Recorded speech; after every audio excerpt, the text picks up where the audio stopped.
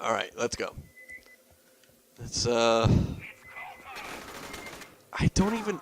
I have grenades, right? Do I just have regular grenades? Just press buttons.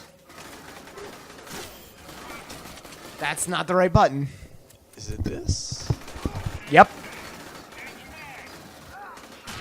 It's really dumb that you have to press it twice. You have to prep the grenade and then throw it. It's also really dumb that the grenades are just super flaccid. It's like I'm tossing firecrackers at these people's nuts, and it does nothing. Why is that what you go to? I don't know. Because this playthrough needs more. This weird. playthrough means about as much as masturbating into a microphone. It's great commentary. It's what our listeners expect from us, you know. We gotta uphold our standard of quality. Just real quality. Stupid llamas, penguins in pajamas. Stupid llamas, penguins in pajamas. They're not even gonna understand what that means. You're just fucking bringing that out of fucking nowhere. This microphone is stand. Why can't I keep it up? The circle of life. Oh, It's gonna be the worst playthrough ever. We're too drunk. Oh god. We've gone. Seriously though, we've gone past the drunk horizon. Real talk for a second. Yeah. Real talk for a second. Make Yes? sure I do play you the drunk Mario Kart footage Oh, okay. because it's golden. Wait, stupid llamas, penguins in pajamas. Stupid llamas, penguins in I pajamas. thought it was retarded llamas. I was trying to be PC. Oh, fuck that. We're already beyond that point.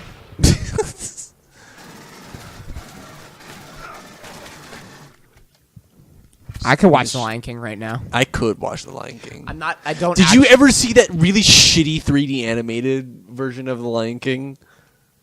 No. Where it's like somebody dragged 3D models to try and make it look like The Lion King. Why? It's so absurdly bad. Why? It's funny as Why hell. would you do that? Because it's funny as fuck.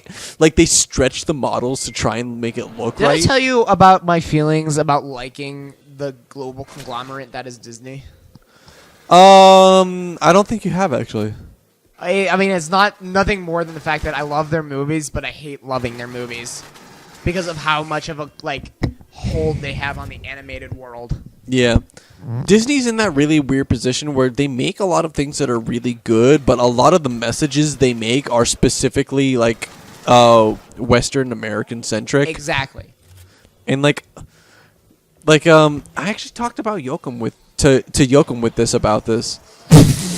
Shut up. Would you like to try that sentence one more time? I actually talked to Yoakum about this. It was on our trip when we went to Florida.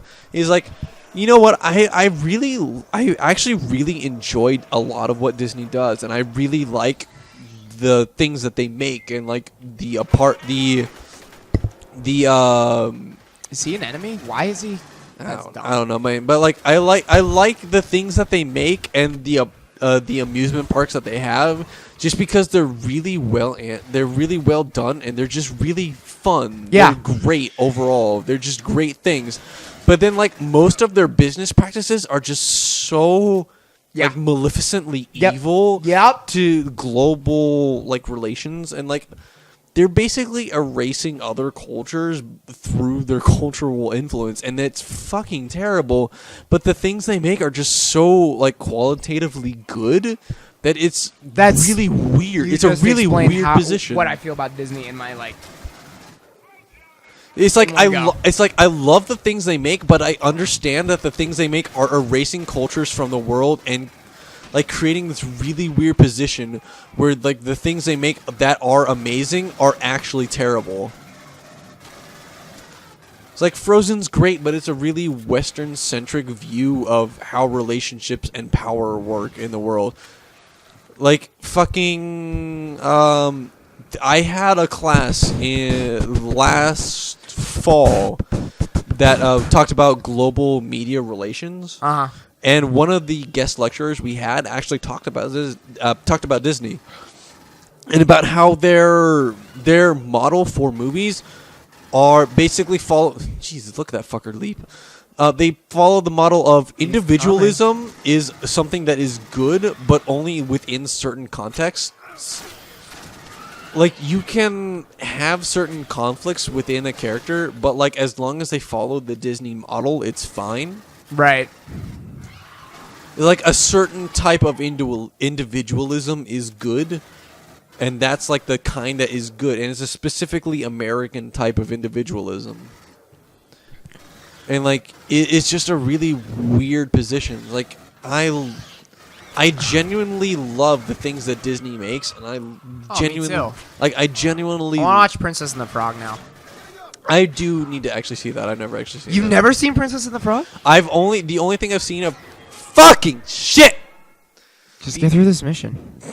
Just get good. Yeah, you know? geez. I just gotta get good. Look, I got through Drake. Yeah, well, you've gotten through part of Drake. I got through like the hardest part of Drake. Yeah. Would you not say that Mission 13 was the hardest mission that we've seen? That was pretty hard. It's pretty hard. But shit, what was I talking about? Disney. Like I genuinely love the things they make, but at the same time I understand that at a global level they're reinforcing and like not centralizing, but like standardizing an American Western view of how certain social relations work. And like I understand that that's not healthy in a global view, but at the same time I just love the things they make. Right. Cuz they're just so well made. Like it's a really shitty position to be in. It's like I love this thing, but I also realize that it is bad. It's just a weird like it's a weird mental position to hold. I'm trying to think of like a comparable. Real stupid llamas, penguins in pajamas. No, I mean aside from the fact that that fucking movie just ripped off a Japanese movie. I'm trying starting to crash. I can feel it. I'm trying to think of like a comparable position. I'm drawing a blank of like. God damn it! I'm trying to think of like something that is like equally good but insidious at the same time. Anime, in the fact that it's a satire on their own culture, but they do it so often that people outside of that culture think that it's true. I don't know if it's necessarily that. I think to some degree they actually believe that in themselves. You cannot tell me that like some of the shit that they come up with is not ironic. No, yeah, definitely. But I'm saying there are other points where it's so, I don't know, unrealistic. But they know that it's supposed to be unrealistic, but someone outside might not. What do you mean?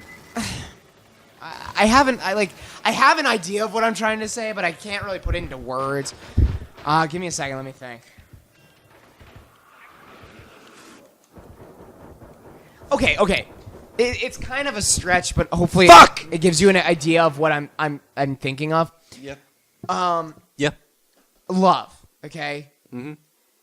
In Japanese culture, from what I do know, it's definitely something that's a little more personal than I would say Western. Mm-hmm. Just not that we don't have a personal view of love, but right. It's something deeper. It's a little more embarrassing almost. Right. But anime makes it out to be like the hardest thing to admit, and that having any like touching hands is the most embarrassing moment of my life kind of thing. Yeah. It's a satire on how they feel about relationships in their culture. Yeah. But from someone outside of that culture, they may see that as the norm and be like, wow, Japanese people freak out when they touch hands. Yeah. It's almost like that. It's a different it's a different thing. Whereas anime kind of satires their own culture, Disney kind of glorifies our version of culture that no longer exists. I don't know if that's necessarily comparable because you're talking about like an industry that satirizes its own thing compared to an industry that tries to normalize its own values.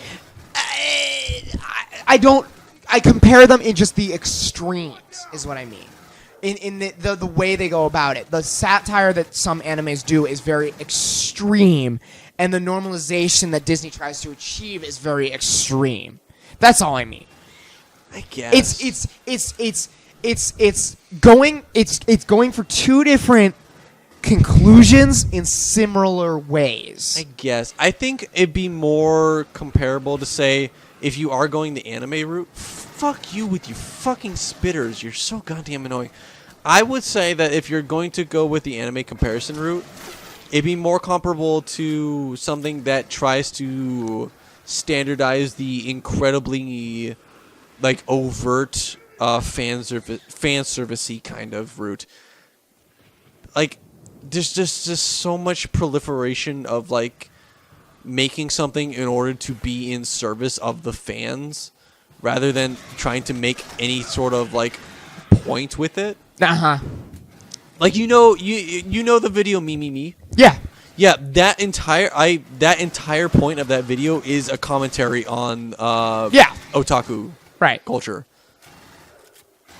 Like, it's like fucking Miyazaki. Hayao Miyazaki is like, yeah, otaku are fucking ruining anime. But like, I would say it's more again, comparable otaku is a derogatory term. Yeah, it's not a good thing in Japanese culture. Yeah, we glorify it. You don't want to be known as one. No, it's not a good. No, I'm saying like you can be an anime lover without being an otaku. No, I know, but like I'm saying that like the people who are absolutely rabid fans over something are the ones who ruin a group. Like, the people who are diehard that's fans... true about anything. No, I know, but, like, the people who are diehard fans of anything ruin whatever they are. That's why I hate being a fan of it. I mean, I like things, but I don't like being fans of things, like Zelda. Yeah. I'm a fanboy. Yeah. But I don't want to admit that because of how bad, like, fan culture is. Yeah.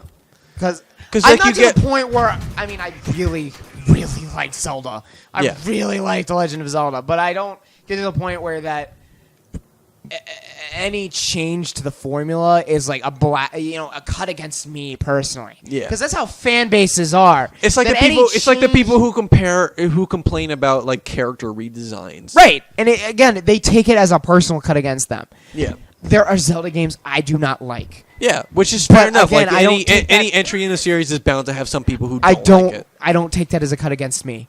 I really am. Liesl is, and I'm fine with it. I am not looking forward to the new Zelda game they announced at the Nintendo Direct. Oh, really? The 3-player. Oh yeah, handheld one. That one looks kind of dumb. I'm sure it will be fun. Yeah. I'm not counting it as a real Zelda title because it's not. I don't think it's trying to be. It's just in the Zelda universe with Zelda characters. Yeah. But I am not as. I mean, I'm committed to the series, but I am not so deep that I take that as like, why are you insulting me as a person? Right. Why are you cutting down my one true and untouched love? Yeah. Kind of thing. Yeah. And that's the problem with fan bases. Well, yeah, I'm fans of things. I'm part of the quote-unquote fan base of things, but not to the point of the internet fan base. Yeah. Well, that's like the problem with like any series of thing, any like franchise. Oh my god. What? Lisa's watching Prison School. Oh, really? That's like super HE. Yeah. I told you. No, but like that's the problem with like any like franchises. Like you have your people who are super upset with any slight change in the thing that they just raise hell about it. Like I know. I thought he was wearing a top hat for a second. Fucking. That's what I saw when I looked at the screen real quick. Yeah. No, like I know I keep bringing it up, but like even like in League, there are certain characters who like whenever there is a change to them, they just like there's an immediate fan outcry about it, even though there is a legitimate problem with a character. Right. Like one of the characters called Lee Sin is this incredibly dominating early game character, and they've had problems with balancing him before. Is he the blind one? Yeah, the blind monk. Anytime they make changes to him, though, people online complain about it. It's like, oh, you're nerfing him. He's going to be irrelevant because like he's a fan favorite character. Right. So like they become untouchable. They become untouchable because people on the internet, because fans like them so much. Like even though it is a legitimate balancing issue, people like them too much to discount them. Right. And like that's a problem with fan culture. Like, you can like a thing, and that's perfectly fine, but when you start complaining about a creator's decision to change something in a thing that goes against your idea of what should be right with it, you need to step the fuck back and think about what you're doing. Like, where are you? What are you doing with your life that you were complaining about a fictional fucking character? When the creator itself is changing it. Yes. If even if you're religious at all, you can think of him as the god of that universe, and that he has complete say. It's like, I mean, you can be upset about it. You're welcome to be upset about it. That is fine. That's fine. You can be upset about it all you want, but you need to stand that you were not the person who was in charge of writing where this thing is lift the mic going. just a little bit? I'm sorry. You need to understand that you are not in charge of what is happening with this thing that you like. You need to understand that you are a part of the people who are witnessing this, not a part of the people who have a direct influence on what is happening in this. Like, it is just so baffling how far people get up their own ass about how much they like these things that they go online and complain out the fucking wazoo about any minor change. And I'm sorry if I sound like an asshole about this, but I've seen it happen so many fucking times that it is just so goddamn annoying. What is happening in this game? Back to the action. Look at that fucking paragraph-ass text. Look at these fucking plastic things being moved around. I don't care about any of you. Look at this. Sir, we have 2 squads of Marines inbound, coming in hot. Sir. There's more than 100 Xenos heading right for Hadley's Cove. Well, fuck it. Game over. Game over, man. Game over. Did you finally finish? No. We still have like another 2 hours. No, I just meant the mission. Oh, thank Christ, I can go fucking piss.